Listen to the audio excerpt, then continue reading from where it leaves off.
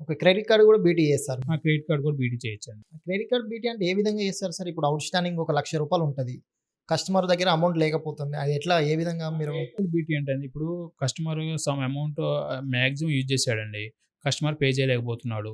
Pay చేయకపోయినప్పుడు ఏం చేయాలంటే, కస్టమర్ ఇప్పుడు మళ్ళీ ఆ క్రెడిట్ కార్డ్‌ని మనం బ్యాలెన్స్ ట్రాన్స్‌ఫర్ చేసుకోవచ్చు. మన బ్యాంక్‌లో మళ్ళీ ఏది సేమ్ లోన్ అప్లై చేసినప్పుడు అది కూడా బీటీ పెడితే ఆ అమౌంట్ ఏదైతే ఉందో, క్రెడిట్ కార్డ్ లిమిట్ ఏదైతే ఉందో అది ప్రొవైడ్ చేస్తారండి. ఆ అమౌంట్ తీసుకెళ్ళి మన బ్యాంక్‌లో సబ్మిట్ చేసుకోవచ్చు. ఓకే అండి. సపోజ్ ఒక కస్టమర్‌కి రూ. 1,00,000 జీతం ఉంది.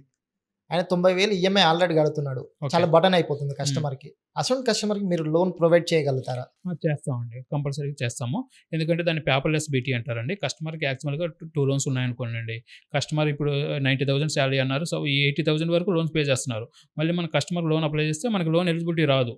తర్వాత లోన్ ఎలిజిబిలిటీ రానప్పుడు సమ్ బ్యాంక్స్ కొన్ని పేపర్‌లెస్ బీటీ అని ఇస్తున్నాయండి. పేపర్‌లెస్ బీటీ ఏంటి అంటే, మనం ఇప్పుడు ఆ 2 తీసుకెళ్ళి సేమ్ ఆ బ్యాంక్‌లో అప్లై చేస్తే, మనం ఎంతైతే పే చేస్తున్నామో, సపోజ్ 20 లాక్స్ ఉందనుకోండి. మళ్ళీ ఆ 2 లోన్స్ ఆ బ్యాంక్‌లో అప్లై చేస్తే మనకి ఏదైతే ఇప్పుడు రిమైనింగ్ అమౌంట్ ఔట్‌స్టాండింగ్ ఎంతుందో, ఆ అమౌంట్ ఔట్‌స్టాండింగ్ తీసేసి రిమైనింగ్ అమౌంట్ మన అకౌంట్‌లో క్రెడిట్ అవుతుంది. ఆ రిమైనింగ్ బ్యాలెన్స్ చెక్స్ వస్తున్నాయి. ఆ చెక్స్ తీసుకెళ్ళి మనం ఏదైతే బ్యాంక్‌లో లోన్ తీసుకున్నామో ఆ బ్యాంక్‌లో సబ్మిట్ చేసుకోవచ్చు. అక్కడ సబ్మిట్ చేస్తే ఆటోమేటిక్ క్లోజ్ అయిపోతది. ఆటోమేటిక్ క్లోజ్ అవుతుందండి. మళ్ళీ క్రెడిట్ కార్డ్ యూజ్ చేసుకోవచ్చా కస్టమరు? మళ్ళీ యూజ్ చేసుకోవచ్చు. అదే లిమిట్ వస్తుంది మళ్ళీ. అదే లిమిట్ వస్తుంది. మనకి అవును. ఎలా అంటే సేమ్ లిమిట్ వస్తుంది. ఎందుకంటే మనం ఎంతైతే లిమిట్ ఉందో, ఆ లిమిటే మనకి చెక్స్ ఇస్తారండి. మళ్ళీ మనం పే చేసుకోవచ్చు. నెక్స్ట్ యూజ్ చేసుకోవచ్చు మళ్ళీ.